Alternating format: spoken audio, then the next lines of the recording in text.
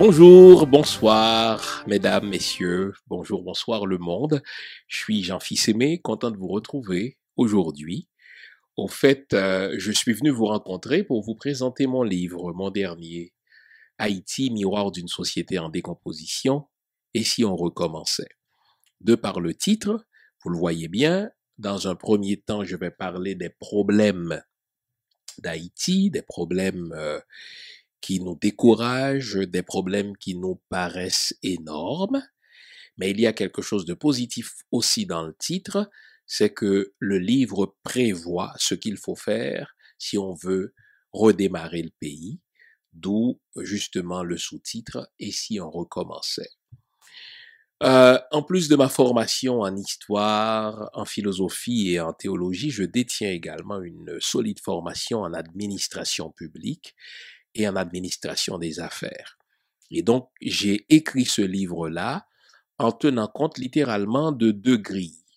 Donc, la grille de l'administration publique, mais également la grille de l'histoire, puisque j'ai dû replonger dans l'histoire de ce pays dans la rédaction de ce livre.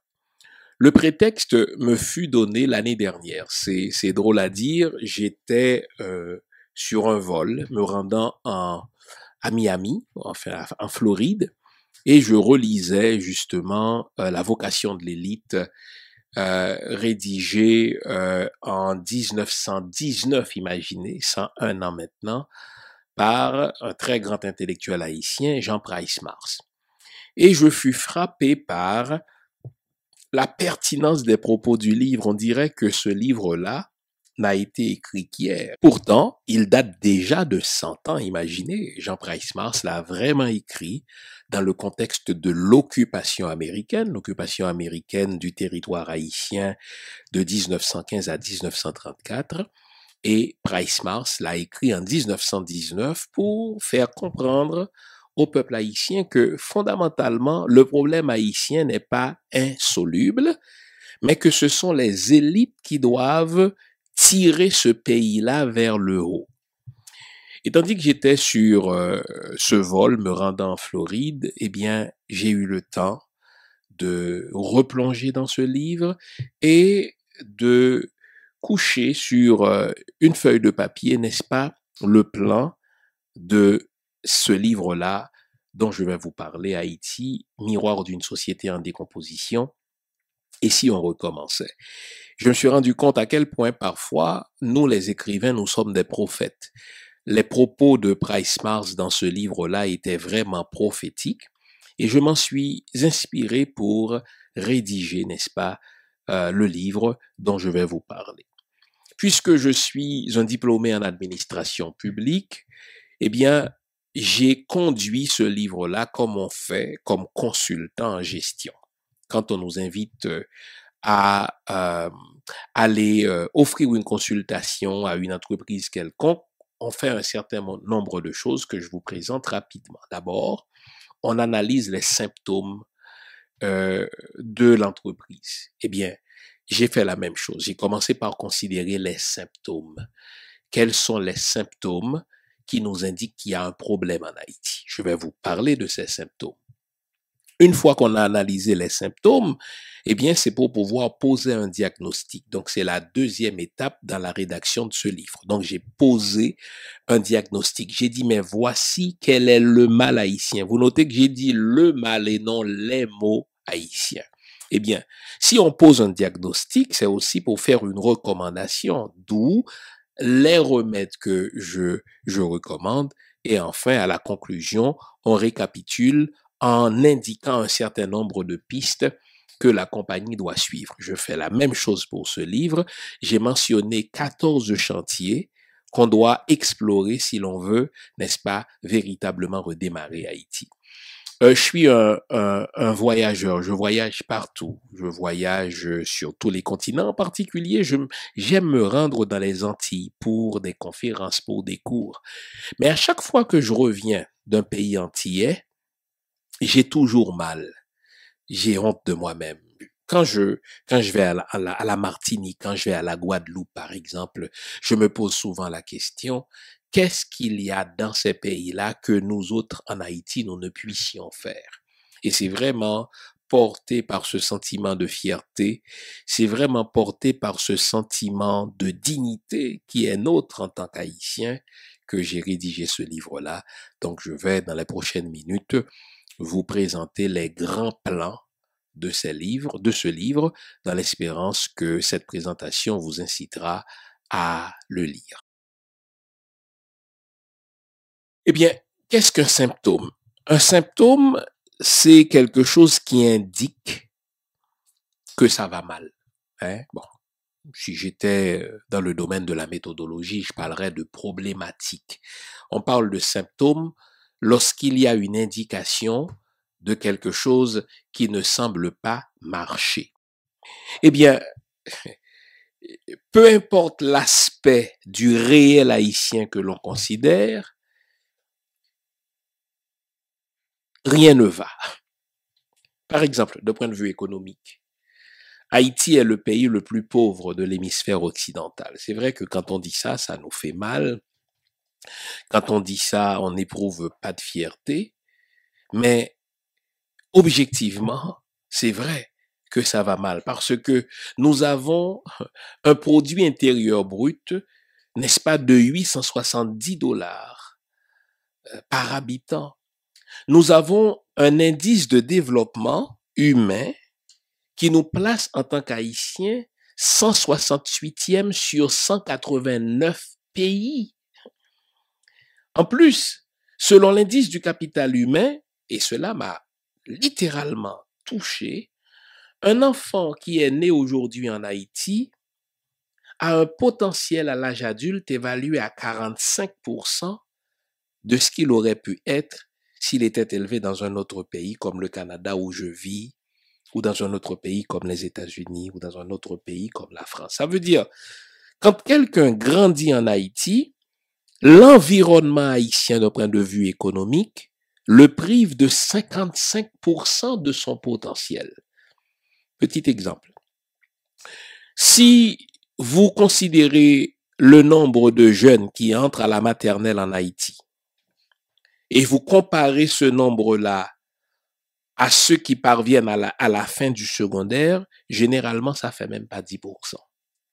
Ça veut dire que le système élimine, au fur et à mesure qu'on grandit, le système élimine un certain nombre de jeunes. Pas parce qu'ils ne sont pas intelligents, pas parce qu'ils n'ont pas de volonté, parce que l'environnement haïtien, d'un point de vue économique, est mortifère. Il n'encourage pas le jeune à donner tout son potentiel et même à développer toutes ses potentialités. Plus de 6 millions d'Haïtiens, on nous évalue à 10 millions, donc plus de 50% de la population haïtienne vit avec moins de 1,23 $ par jour.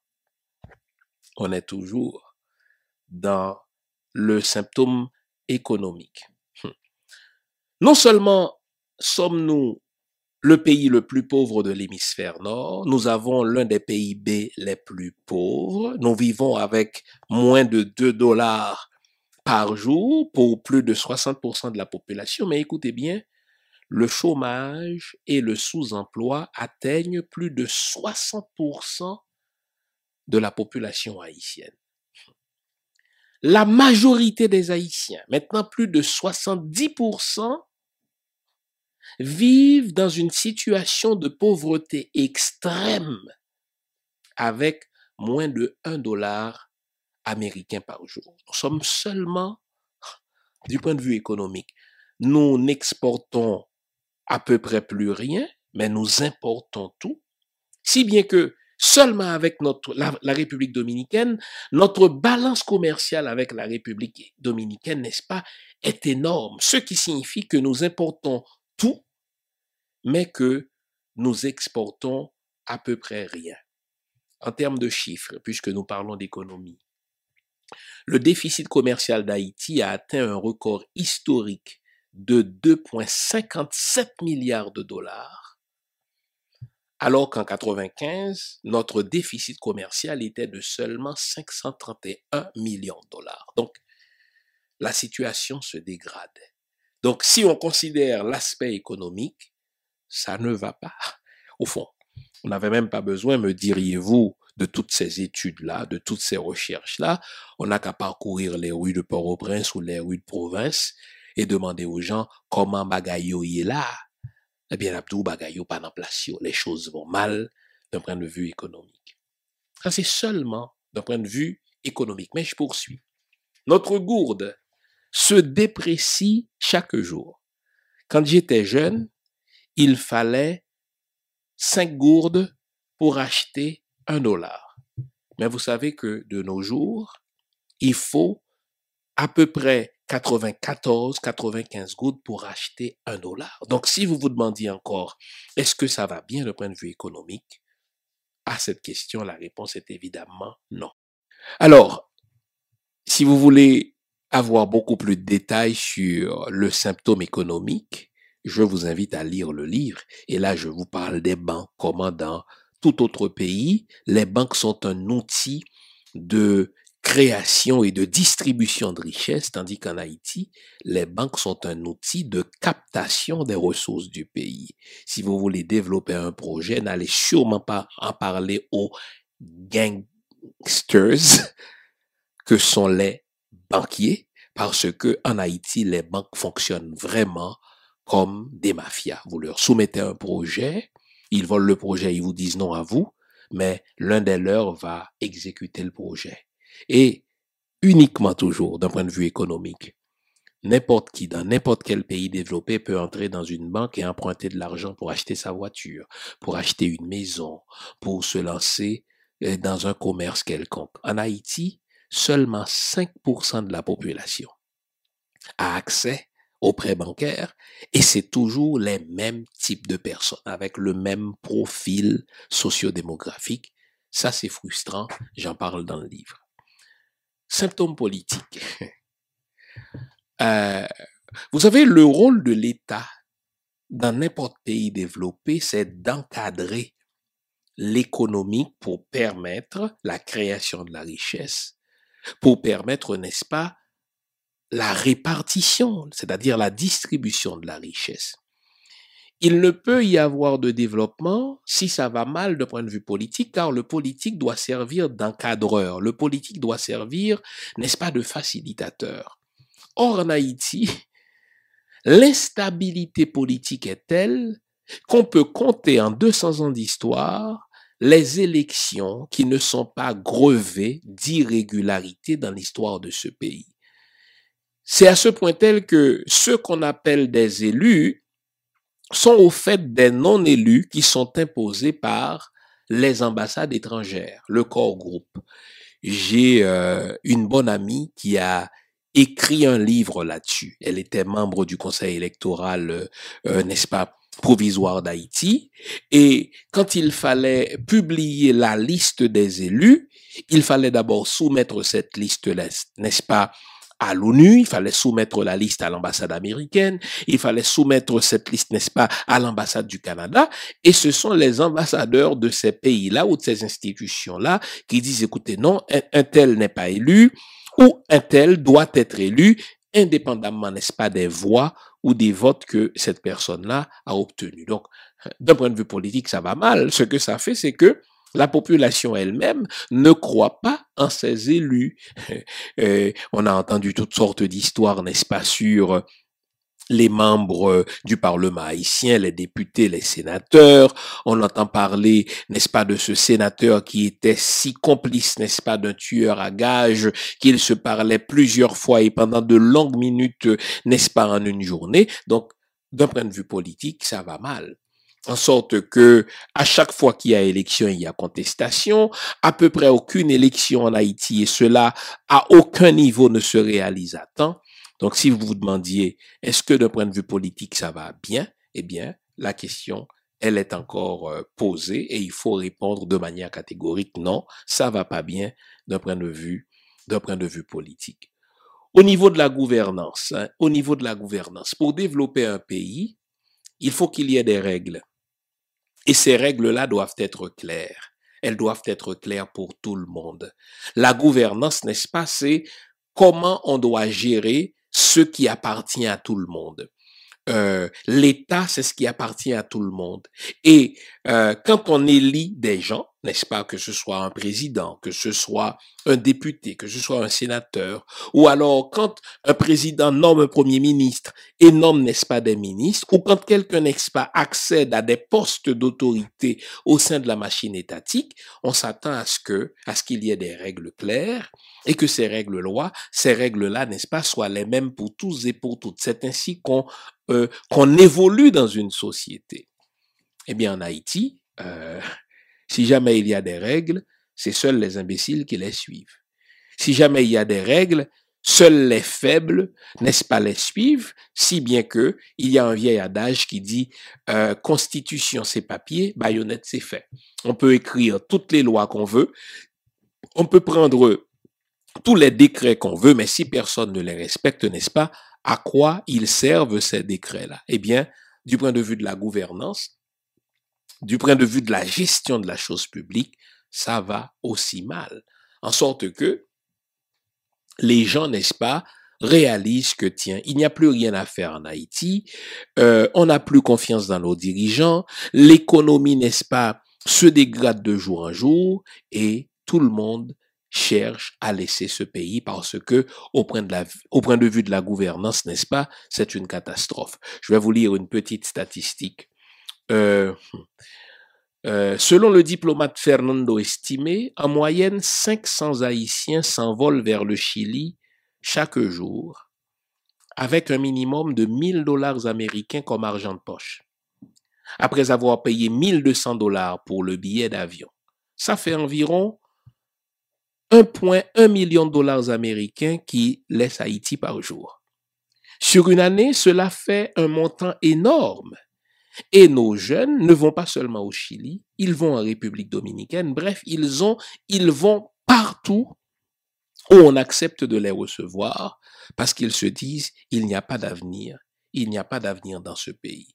Et l'État haïtien ne fait rien pour encadrer les jeunes, l'État haïtien ne fait rien pour améliorer, n'est-ce pas, le niveau de vie de la population, en sorte que la plupart des Haïtiens cherchent à quitter Haïti vers ce que moi j'appelle partout-ville. Ça veut dire anywhere but Haiti.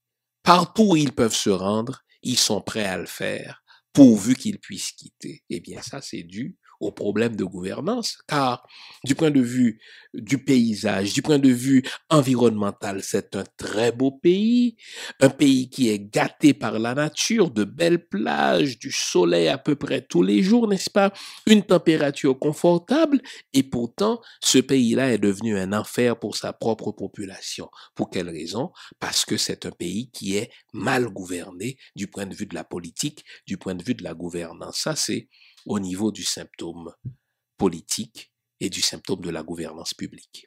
Dans ce premier chapitre, je mentionne d'autres symptômes. Il y a les symptômes de l'immoralité. Quand j'étais jeune, porter l'uniforme d'une école, c'était signe de prestige. C'était signe, n'est-ce pas, d'une vie morale, etc. J'ai déjà vu, il y a quelques années, je me suis rendu en Haïti dans le cadre d'une conférence et je séjournais dans un certain hôtel. J'ai vu de mes propres yeux un diplomate étranger, grisonnant, peut-être de 70 ans et plus, entrer dans une chambre de cet hôtel où je séjournais avec une étudiante qui portait encore l'uniforme, donc qui était mineure. Et il faisait ça au vu et au su de tout le monde. L'immoralité est telle que certains parents encouragent, n'est-ce pas, leurs jeunes à se prostituer de manière à pouvoir apporter quelque chose à manger à la maison. Parfois, le jeune ou la jeune se prostitue pour un cellulaire, pour pouvoir, n'est-ce pas, se payer quelque chose. Donc, du point de vue de l'immoralité, les symptômes sont partout. Immoralité publique, immoralité privée, etc. Et on a l'impression en Haïti que un petit nombre d'institutions marchent. Les églises marchent, les borlettes marchent et les banques marchent. Pour quelle raison? Parce que les banques, je l'ai dit, sont un plateau de captation des fonds. Les églises, les gens, ils perdent espoir dans l'État. Donc, ils vont chercher Jésus. Jésus leur promet tout. Tout ce que l'État doit donner dans un autre pays, Jésus le promet en Haïti. Et les borlettes, parce que les gens, ben voilà, puisque il n'y a pas d'avenir, puisque les règles ne sont pas claires, ils se livrent à la chance, ils jouent à la borlette dans l'espérance qu'un jour, la chance va leur sourire. Ça, c'est les symptômes. Hmm. Donc, il fallait prendre le temps de regarder les symptômes. Hein. Quand vous allez voir un médecin, la première question que le médecin vous pose, qu'avez-vous? Et là, vous dites, docteur, j'ai mal à la tête. Vous dites, docteur, j'ai mal aux dents. Vous dites, docteur, j'ai mal au ventre. Eh bien, il prend le temps de décortiquer, n'est-ce pas, ce que vous ressentez. C'est ce qu'on appelle un symptôme. Bon. Une fois qu'on a vu les symptômes conduisent vers un mal. Et c'est le deuxième chapitre. J'ai considéré le mal haïtien. Eh bien, qu'on le dise, tout net, le mal haïtien, c'est un mal politique. Et c'est un problème qui se pose dès le début de l'histoire d'Haïti. Ce que j'ai fait dans ce livre-là, j'ai analysé les 5 premiers documents fondateurs d'Haïti. J'ai analysé, par exemple, notre déclaration de l'indépendance. J'ai analysé, n'est-ce pas, l'adresse du général en chef à vie, le général Jean-Jacques Dessalines. J'ai analysé, n'est-ce pas, la déclaration des généraux qui ont fait choix de Dessalines comme chef. Mais j'ai surtout, ça c'est très important, analysé la première constitution haïtienne qu'on appelle la constitution impériale. Déjà, c'est un bluff. Haïti n'a jamais été un empire et n'avait pas pour vocation d'être un empire.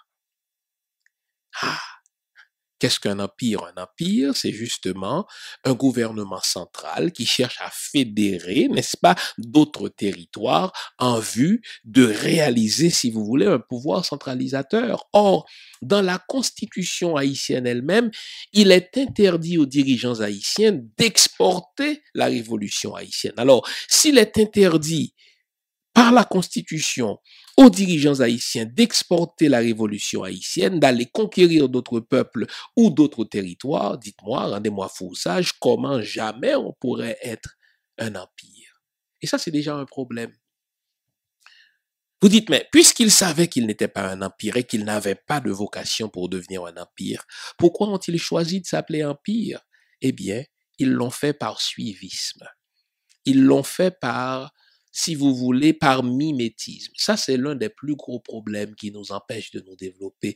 Tout ce que l'haïtien fait, il le fait par l'imitation des autres. Déjà, on nous impose une langue qui n'est pas la notre langue. C'est dans cette langue-là que moi, j'ai été éduqué. Imaginez quand mon professeur me transmettait une matière, il lui fallait d'abord traduire ce qu'il disait du créole vers le français pour me transmettre cette matière. Et moi, lorsque je recevais cet enseignement, je devais traduire ce qu'il me disait du créole vers le français, etc. On aime imiter les autres. Notre religion n'est pas la nôtre, c'est une religion imposée. Tout ça, c'est le suivisme. Notre façon de nous habiller, n'est-ce pas, n'est pas la nôtre, c'est aussi le suivisme.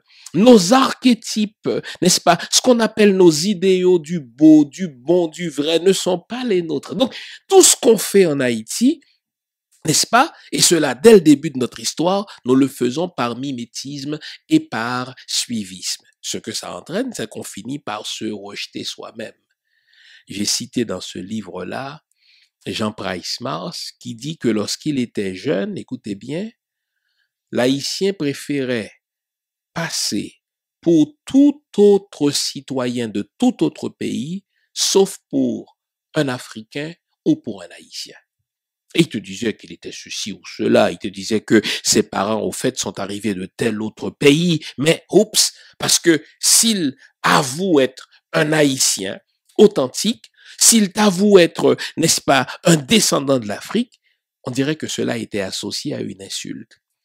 Aujourd'hui, on ne le dit plus en ces termes-là. Mais regardez nos jeunes femmes. Je n'ai rien contre l'hygiène, je n'ai rien contre la propreté, au contraire. Mais regardez combien d'argent nos femmes, n'est-ce pas, investissent pour se mettre de la permanente. Est-ce qu'il n'y a pas quelque chose qui relève encore de ce suivisme-là? Quand on sait, n'est-ce pas, qu'il y a des Noirs qui continuent à s'acheter de la crème éclaircissante, n'est-ce pas, pour être moins foncés qu'ils n'en sont en réalité, est-ce que ça ne participe pas de ce suivisme-là? Donc, c'est un suivisme qui est déjà inscrit dans notre constitution au niveau politique. Mais le mal, j'en parle dans ce deuxième chapitre, il est situé au niveau de 3 confiscations et ce que j'appelle les 3 maux fondamentaux d'Haïti. Écoutez-moi bien. Dans cette constitution, on retrouve une première confiscation. J'appelle ça une confiscation politique. Imaginez, la constitution est écrite par 21 signataires qui sont tous des militaires. Ils décident comme ça de se réunir, de décider de ce que le pays allait être, du type de régime que ce pays devait adopter, mais ils n'ont jamais consulté la population haïtienne qui était évaluée en ce moment-là à 500 000 personnes, un demi-million de personnes. Si vous comparez l'histoire de la rédaction de la Constitution américaine à l'histoire de la rédaction de la Constitution haïtienne, vous allez être renversé. Lorsque les pères conscrits américains ont décidé d'écrire la Constitution américaine et qu'ils l'ont commencé par l'expression "we the people", ils ont vraiment consulté la population. En Haïti, ils ont commencé la Constitution de la même manière. Nous, Gabar, un tel, un tel, un tel, mais ils n'ont pas consulté la population. Une confiscation politique. Et je vous dirai que jusqu'à l'occupation américaine, tenez-vous bien, tous ceux qui ont occupé le pouvoir en Haïti, c'était ceux qui étaient sur les champs de guerre pendant l'indépendance. Ça veut dire qu'ils se sont passés le pouvoir les uns aux autres, ils se sont succédés les uns aux autres au pouvoir sans jamais consulter la population. Vous ne pouvez pas gérer une communauté d'un point de vue politique sans consulter cette population sur la manière dont elle veut être gérée. La confiscation politique est aujourd'hui encore, je l'ai dit au début, il n'y a pas, peut-être qu'il y a 2 ou 3, dans toute l'histoire d'Haïti, dans toute l'histoire d'Haïti, il y a peut-être 2 ou 3 élections qui sont crédibles. Toutes les autres élections sont des dictées, soit de l'international ou d'une certaine élite. OK? On va peut-être parler de l'élection du premier Aristide qui a été une élection crédible, etc.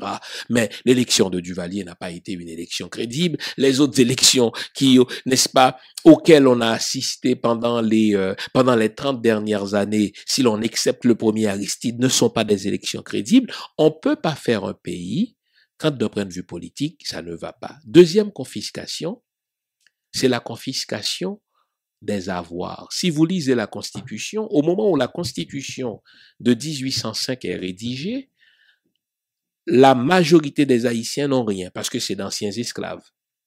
Ils vagabondent dans la rue ou bien sur le territoire de leurs anciens maîtres parce que Dessalines n'a pas encore réalisé ce qu'on appelle le partage agraire.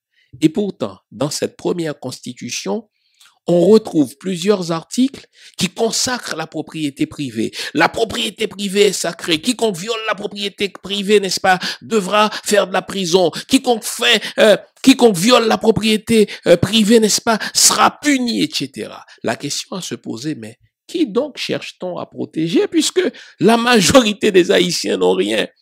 Seule l'oligarchie militaire et quelques civils, grands commis de l'État, possèdent des terres. Donc, pourquoi la Constitution consacre-t-elle tant d'articles à protéger la propriété privée? La raison est simple, parce que on fait ce qu'on appelle une confiscation des avoirs dans ce pays. Regardez, notre indépendance a été réalisée en 1804, nous sommes en 2020, donc 216 ans plus tard. Quels sont ceux qui possèdent des biens en Haïti? Toujours une oligarchie. Les grands domaines appartiennent toujours à une oligarchie. Ceux qui ont des avoirs dans ce pays-là, n'est-ce pas, restent les mêmes. Parce que, à cause de cette confiscation au début de notre histoire, les avoirs dans ce pays ont toujours été concentrés entre les mains d'une poignée d'hommes. Troisième confiscation, c'est la confiscation du savoir. C'est tellement frustrant, les amis. Au moment où cette constitution de 1805 est rédigée, il y a 500 000 personnes au moins en Haïti. Vous saviez combien d'écoles la constitution haïtienne prévoit? 6 écoles. Dites-moi, vous avez 500 000 personnes qui ont besoin du pain de l'instruction et la Constitution prévoit 6 écoles. Alors à la question, qui va pouvoir fréquenter ces 6 écoles-là sur les 500 000 personnes? Les enfants de l'oligarchie. Alors, est-ce que c'est étonnant que 216 ans plus tard, nous avons toujours un taux de 65% d'analphabétisme? Non. Cuba a réalisé l'alphabétisation de sa population en quelques mois. Vous entendez ça? Et pourtant, nous, depuis 200 ans que nous nous proclamons république indépendante, etc., et des sommes colossales ont été investies dans l'éducation, nous avons encore grosso modo 65% d'analphabètes en Haïti. Pour quelle raison? Parce que dès cette première constitution, on a jeté les bases de ces 3 confiscations. Confiscation politique, donc du pouvoir, confiscation des avoirs, les terres sont toujours restées entre les mains d'une oligarchie. Or, au 19e siècle, qui avait la terre était riche, qui n'avait pas de terre était pauvre, parce que c'était essentiellement la seule source de richesse. Confiscation du savoir, 6 écoles pour une population de 500 000 âmes. Alors, vous comprenez que déjà, dans cette première constitution, on avait en filigrane tous les problèmes d'Haïti. En sorte que ce que nous vivons 216 ans plus tard n'est qu'une conséquence des erreurs qui ont été commises déjà dans cette première constitution. Alors, on a vu les symptômes, on a vu le mal, c'est un mal politique. Le problème haïtien est fondamentalement un mal politique. Et tout part de la politique. Mais puisque tout part de la politique, dans le remède, il faut faire autrement que nos ancêtres avaient fait. Il faut commencer par consulter la population sur ce qu'elle veut, quel type de régime, quel type de système politique on veut. Une fois qu'on a consulté la population sur le système politique, et vous voyez que le peuple haïtien, il en a l'instinct. Pendant les dernières manifestations contre Jovenel, il disait « Fort système n'a changé ». Le peuple haïtien n'a peut-être pas fait d'études en sciences politiques, mais il a une expérience politique très riche. Il dit, écoutez, ce système d'exploitation, ce système pesé sous c'est ce qui doit changer, parce que c'est un système qui est basé sur les 3 confiscations que j'ai pointées là. Confiscation politique, donc le pouvoir n'a jamais appartenu au peuple, le peuple n'a jamais eu accès à cela, d'accord? Donc, quand c'est pas l'oligarchie qui décide, mais ce sont les ambassades qui décident, hein, malheureusement. Confiscation des avoirs, hein. Vous avez une population qui à 70% vit avec moins de 2 dollars par jour, donc il n'y a pas de création de richesse, pas de distribution de richesse non plus dans ce pays. Les confiscations du savoir, 65% de cette population demeure analphabète, ce n'est pas normal. Donc, comme remède, il faut recommencer là où on avait merdé. Donc, consultez la population. Que voulez-vous? Et nous ne pouvons pas faire l'économie de cela. Quand on parle de la nécessité d'une conférence souveraine pour parler comme Turnep Delpé, n'est-ce pas, de regretter mémoire. Quand on parle, n'est-ce pas, d'états généraux, c'est important. Pour construire une communauté, il faut consulter les gens sur ce qu'ils veulent. Ça donne une identité, ça leur donne un sentiment d'appartenance.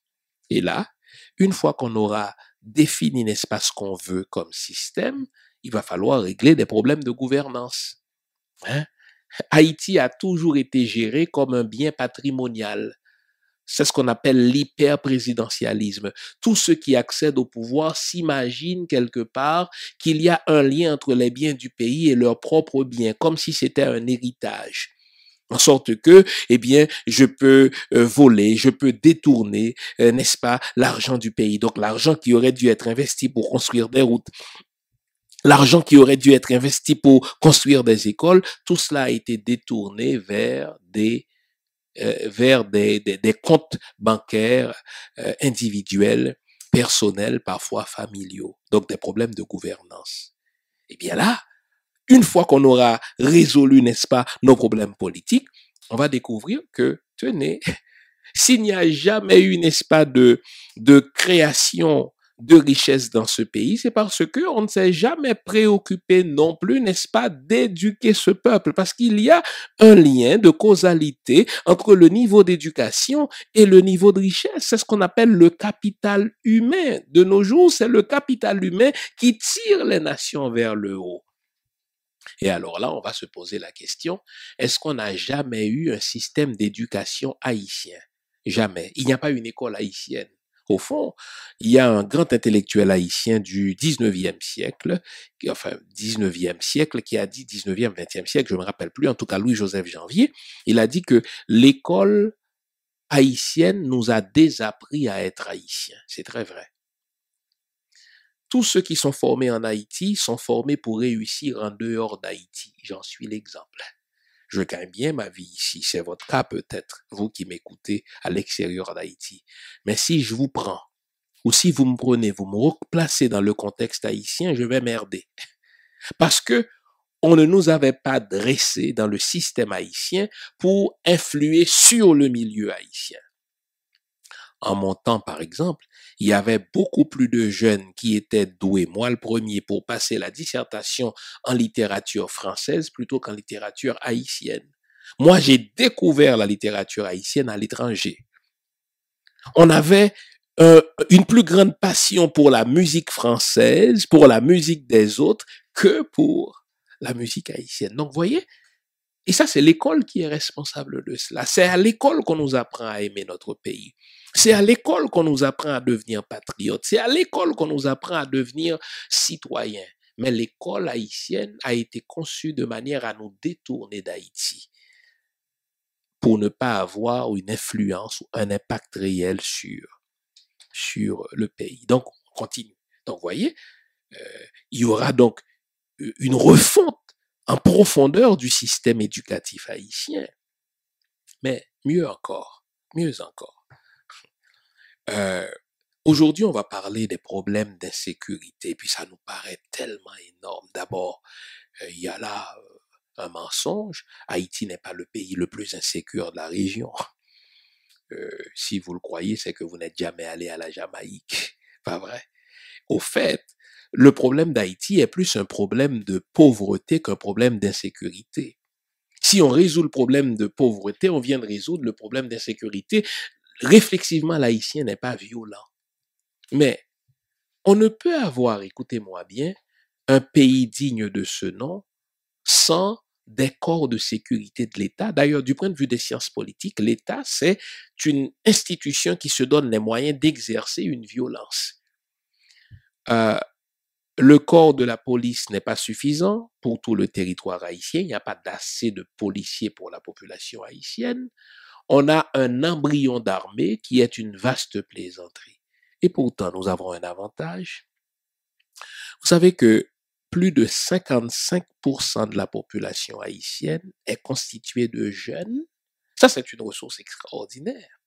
Il y a au moins une dizaine de pays au monde où, n'est-ce pas, le service militaire est obligatoire. Alors, ne me dites pas que la sécurité devient un problème insoluble. On peut, n'est-ce pas, faire en sorte que le service militaire soit obligatoire comme il l'est dans 10 autres pays au monde. Comme ça, tout jeune reçoit une formation militaire pour défendre son pays, pour défendre son territoire, n'est-ce pas, et après ce service militaire, les vocations vont se préciser. Il y en a qui vont changer de profession ou d'autres qui vont continuer à pratiquer le métier des armes. Mais c'est une grosse bêtise que de dire que puisque l'armée coûte cher, on n'a pas besoin d'armée. Mais non, vous avez une République dominicaine dont les Dominicains nous sont toujours très hostiles.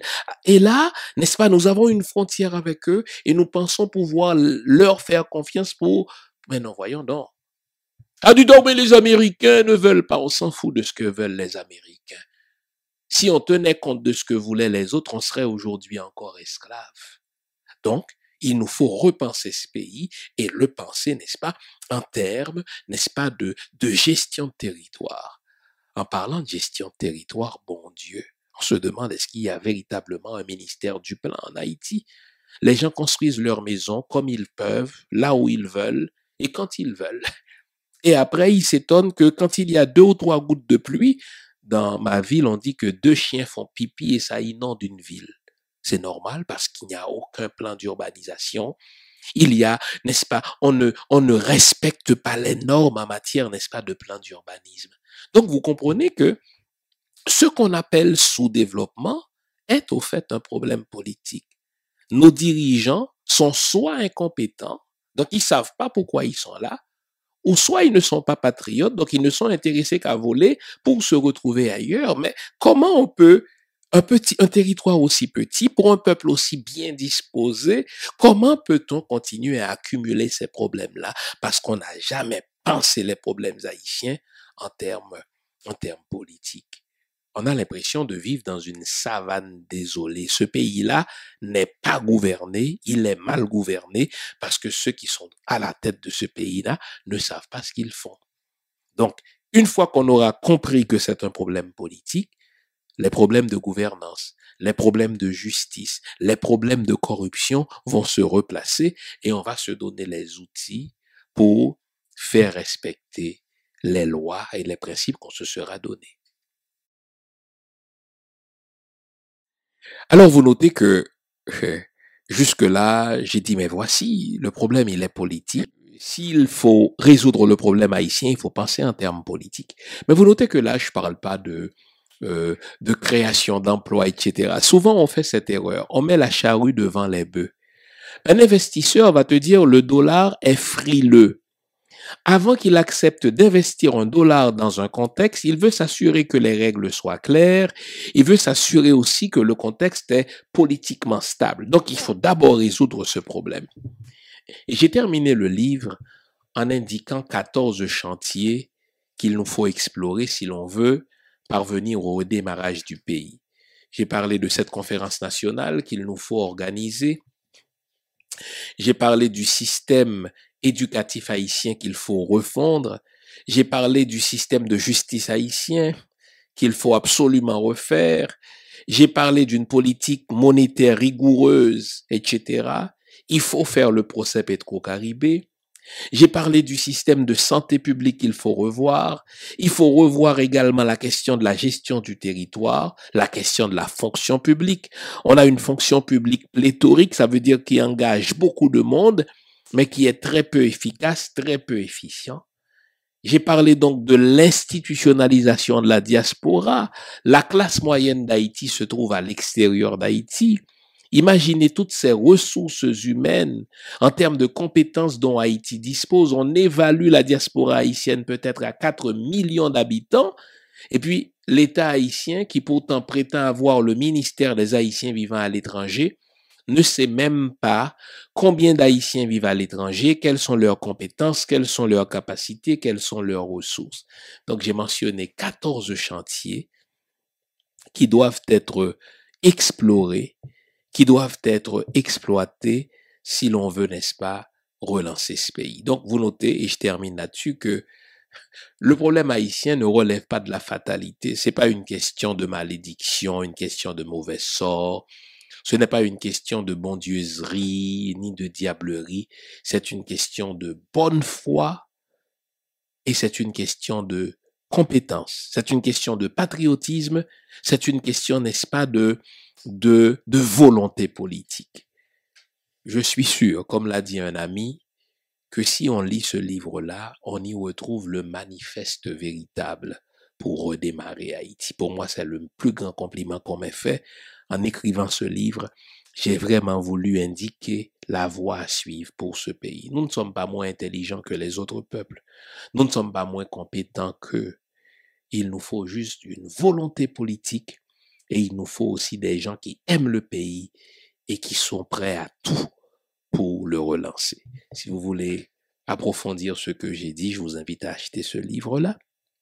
Et bien sûr, lorsque vous l'aurez lu, je vous invite à partager avec les autres ce que vous avez appris, à me faire des commentaires quant à votre appréciation, et je reviendrai discuter avec vous de ce que vous m'aurez soumis comme question. Merci. Continuez de me suivre sur mes différentes plateformes, ma page Facebook professionnelle, Jean-Fils Aimé, ma page YouTube, Docteur JFA Lumière sur le monde, et suivez-moi donc à l'émission Lumière sur le monde ou partout où je présente des conférences. Faites-moi signe que vous me suivez et ensemble, nous allons grandir. Merci d'avoir été là. À la prochaine.